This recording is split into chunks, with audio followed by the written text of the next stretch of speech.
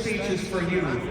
I have traveled the world and I've spoken about Bitcoin, and I've told countries why they needed Bitcoin, and I told institutional investors why they needed Bitcoin, and I've told boardrooms and companies and CEOs why they need Bitcoin. And I've spoken to the disembodied spirits about why our children's children need Bitcoin. But my presentation today is directed at the 8 billion people on the planet. It's the 21 ways to wealth for every individual, every family, every small business, every entrepreneur. Is not for the billion-dollar public companies, it's for everybody. And I focused for quite a while on that. So this is for you. The 21 ways to wealth. The first way to wealth. Clarity. Clarity is the topic.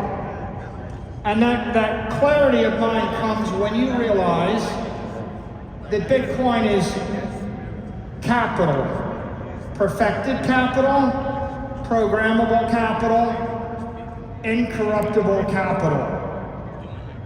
The significance of that is every smart person, every thoughtful individual everywhere in the world is going to want perfected capital.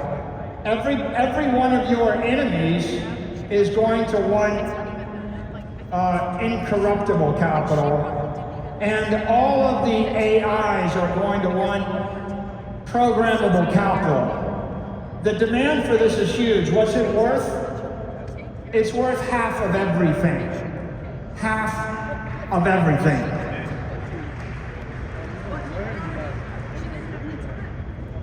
The second way to wealth, conviction.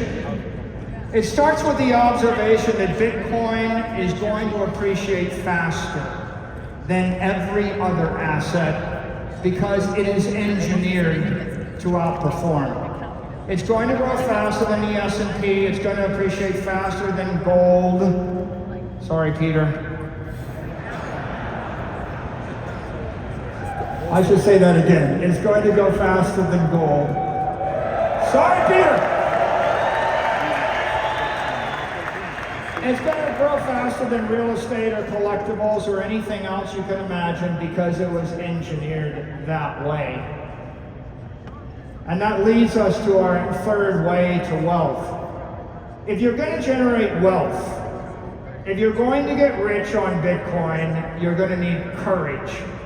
And courage means wealth favors those who embrace intelligent monetary risk.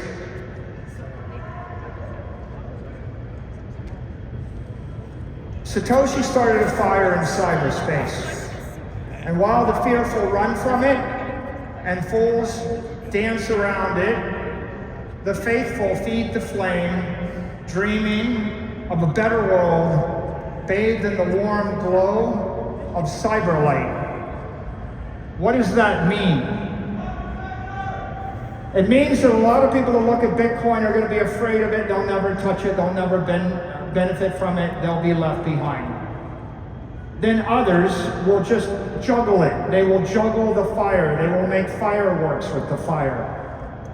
They will create trinkets with the fire. They will create magic tricks with the fire. But those who truly understand it will feed the fire. How do you feed the fire? You feed the fire by buying the Bitcoin. Buy it, take your fiat currency, trade it for Bitcoin. Take your long-term capital, trade it for Bitcoin. Sell your bonds, trade for Bitcoin. Sell your inferior equity, sell your inferior real estate property, buy Bitcoin. Feed the fire. And what will come of that? An extraordinary explosion in the network, in the power of the network. And you will have bought your ticket to prosperity. The fourth way to wealth is cooperation. And this is very important. You're more powerful not as an individual, but with the support of your family, with your family aligned around this. If you understand Bitcoin, you can act as an individual, but when your entire family understands Bitcoin, you're much more powerful. Your parents, they have credit, they have capital. You have capability, you have conviction, you may have courage. Your children, they have time, they have potential. Your 80-year-old grandfather can draw down capital from an IRA, can borrow money from a bank, has a portfolio. The secret is transfer that capital into the hands of the child. The child's got 80 years ahead of them, right? When you think in terms of how do I actually transfer money, transfer capital from the past and turn it into money for the future, it's a generational thing. So think about the family. Families that work together are extraordinarily powerful on this journey.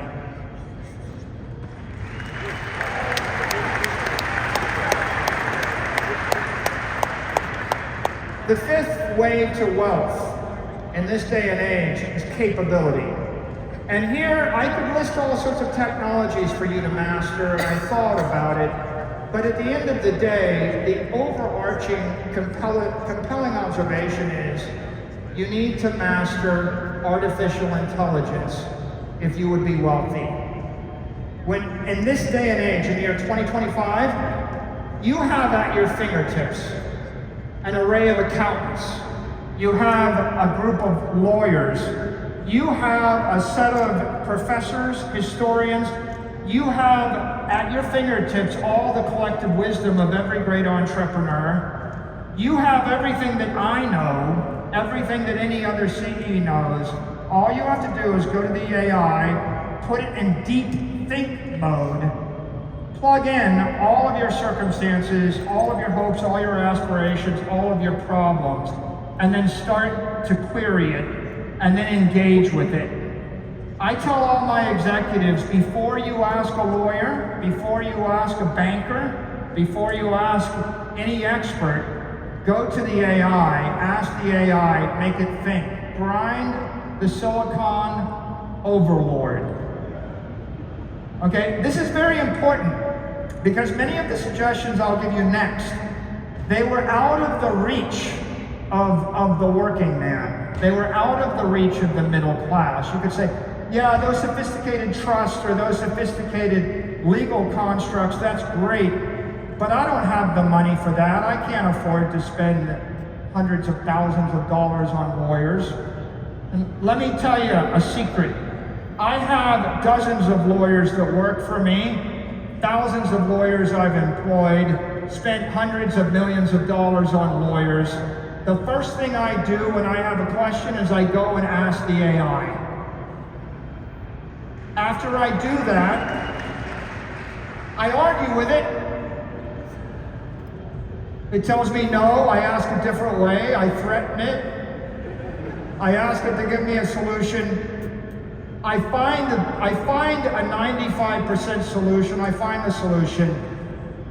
And then I take that solution, I send the link to my management team and my lawyers, and I say, look, I solved the problem, this is what I want to do. Give me your execution plan, and then I give them anywhere from 2 to 5 days. If you're feeling charitable, give them 5 days. If you're in a hurry, give them 2 days. If your financial advisors, if your accountants, if your lawyers, if your executives can't, if anybody, your friends, your family, they can't figure it out in 2 to 4 days, they're going to get exited from the gene pool. Change the lawyer. Change the whatever. If someone said, I can't use the telephone, I can't figure out the web link, you sent me a book, but I can't read, you would find someone else to work with. This is very important. You know, the path to wealth is through capability, but 2025 is the year where every one of you became not a super genius.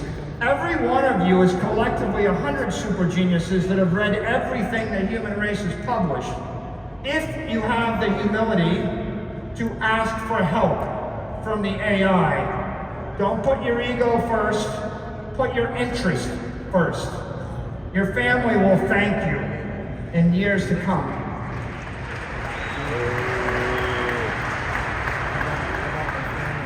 The sixth way to wealth is composition.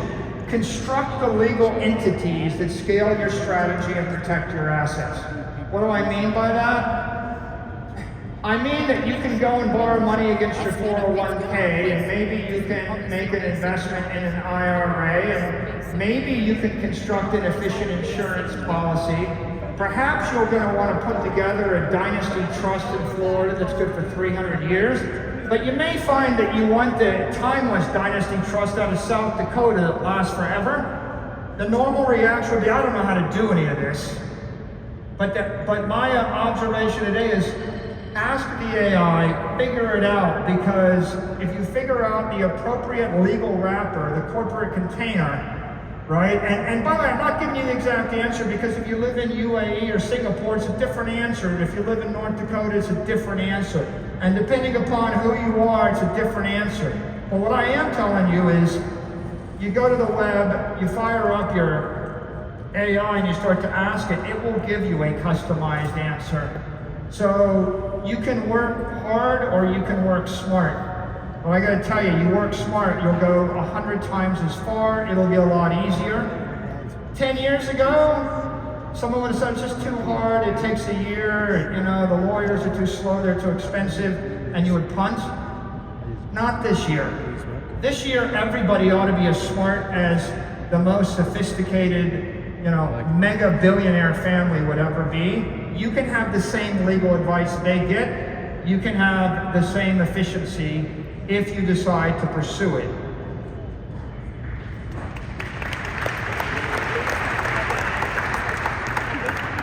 Lucky number 7. The 7th way to wealth is through citizenship. Choose your economic nexus, domicile where sovereignty respects your freedom. What does that mean to you? Well, it depends on who you are. Everybody's circumstances are different, but I give you a simple prompt. Go to the AI and ask, what are the 10 best states in the United States for people that hold Bitcoin? Now go to the thing and say, why don't you rank every country in the world based upon my intention to hold Bitcoin or invest in it? And then describe your circumstances, and it will give you answers. And I would encourage everyone to think about it, because it's different living in Florida than living in certain other states. We like Wyoming. We have the Bitcoin senator from Wyoming.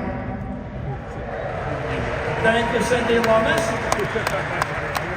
I like Florida, from Miami Beach, but you have to figure out where, at the state level, at the county level, at the city level, at the country level. Think deeply. It's not about this year, it's about this century. Where are you and your family going to be for the next 100 years? Your grandchildren will thank you. 8. The 8th path to prosperity, the 8th way to wealth. It's through civility. Respect the natural power structures of the world. If you go on safari, don't wrestle with the lions. Don't try to out-stubborn the elephants. You know, don't fall off a cliff while you're taking a selfie on a hike. Respect gravity, respect the force of nature. I think everybody understands that. But what I would say beyond that is, if you would generate wealth in the Bitcoin universe, think about the way the world is constructed, and just remember, you don't have to topple your least favorite government in the world. You don't have to change someone's religious beliefs. You don't have to topple any particular system that exists in this world. You need to choose your battles, right? Respect social norms. Don't fight unnecessarily. You're just dissipating energy, right? Whenever I look at the world, I think there's 100 things I'd like to change, And then I think the world really only cares about my opinion on one of those things. And the likelihood that I'm going to succeed in changing the other 99 things is not high, right? If you would generate wealth, figure out what you're going to do, focus on the thing, and be civil. Oftentimes you'll meet people that have different religious beliefs, different political beliefs, different economic beliefs, different cultural beliefs than you.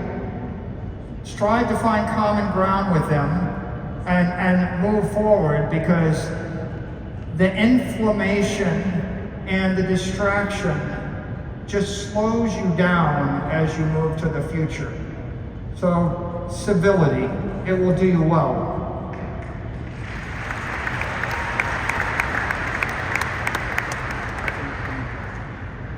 The ninth way to wealth is through corporation.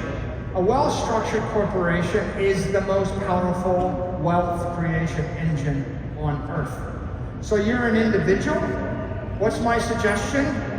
You go to that AI and you figure out how to create a company, whether it's a small company or multiple companies. Companies have advantages. They have special access to the banking system. Companies have special rights in every business. Companies come with legal immunities. Companies come with duration. Companies come with tax efficiencies. Companies come with all sorts of efficiencies. They're more credit worthy. Companies can sell equity. Companies can finance the future. A company can look out 30 years, project, and then draw the economic energy back to today and invest it now. Individuals can't do that. So as much as it is admirable to be an individual, right, there is no shame in being a company of one or a company of a family. I would think about, what is your path? If you look at the hierarchy of the world and you're ranking it, the individual is at the bottom of the hierarchy. The family is more powerful. The partnership is more powerful still. The small, mid-sized private business is more powerful still. The large private company is next. The small public company on an OTC market is next. Then a public company on a large capital market, then a public company on NASDAQ or New York Stock Exchange. Then there's the seasoned issuer in the US capital markets. And at the very top of the pyramid is the